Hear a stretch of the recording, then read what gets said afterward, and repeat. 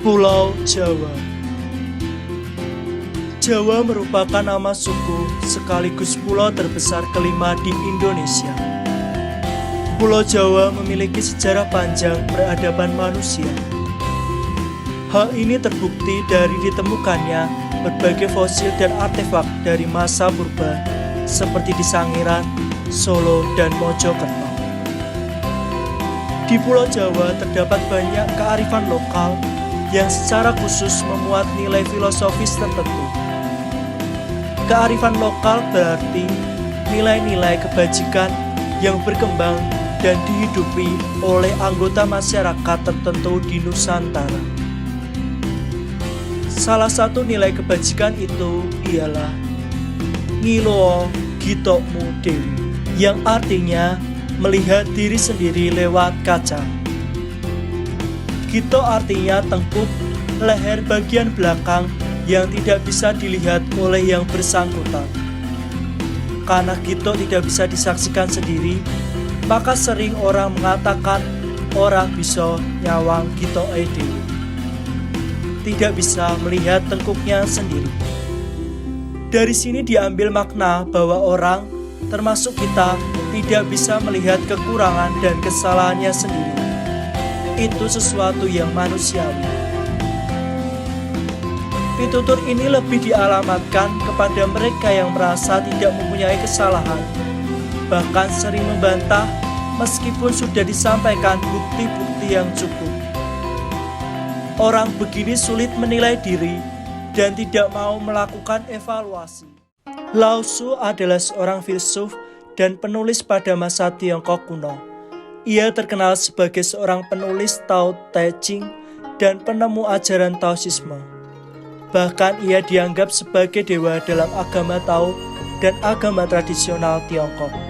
Lao Tzu telah menjunjung tinggi pentingnya kerendahan hati sebagai syarat menjadi seorang pemimpin. Lao Tzu justru terkenal akan bukunya Tao Te Ching atau Dao De Ching, yang berisi naskah filosofis dan religius mengenai Taoisme, yang digambarkan dalam 81 puisi pendek.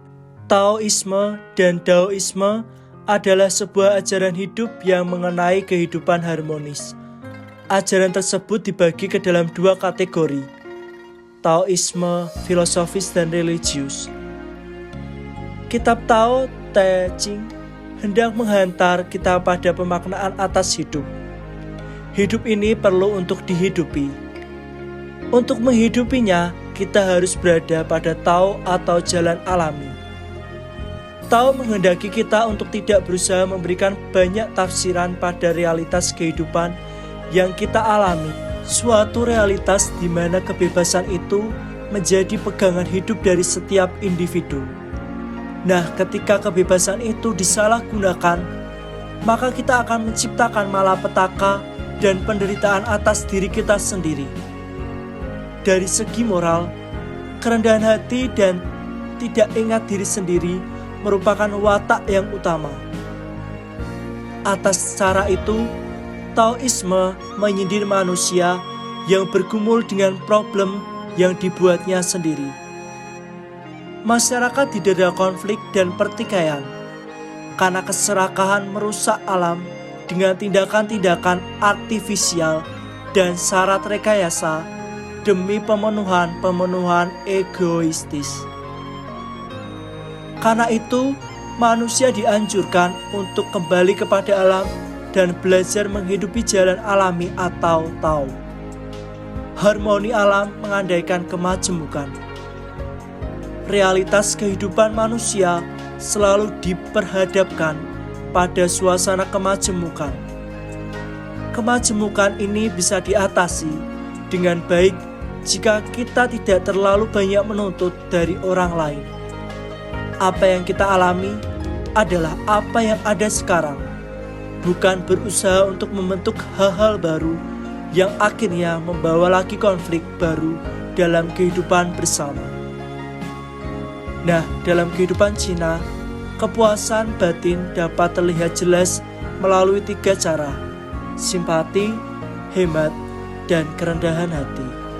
Dari pembahasan ini semua, kita dapat menyimpulkan bahwa ada pemikiran yang sejalan antara kearifan lokal dari Jawa dan pemikiran dari Laosu.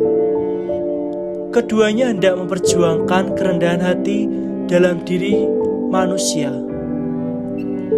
Kerendahan hati tidak identik dengan inferioritas atau rasa minder. Kerendahan hati adalah mengerti posisi diri kita dengan tepat di hadapan Tuhan. Seorang yang rendah hati bukanlah seorang yang mengatakan bahwa ia tidak memiliki kemampuan apapun dan tidak mampu melakukan segala sesuatu. Ini berarti bahwa ia menghina Tuhan sebagai penciptanya. Seorang yang rendah hati adalah seorang yang mengatakan bahwa semua kemampuannya berasal dari Tuhan dan bahwa ia mampu melakukan sesuatu karena Tuhan yang memampukannya. Tanpa Tuhan, ia sama sekali bukan apa-apa.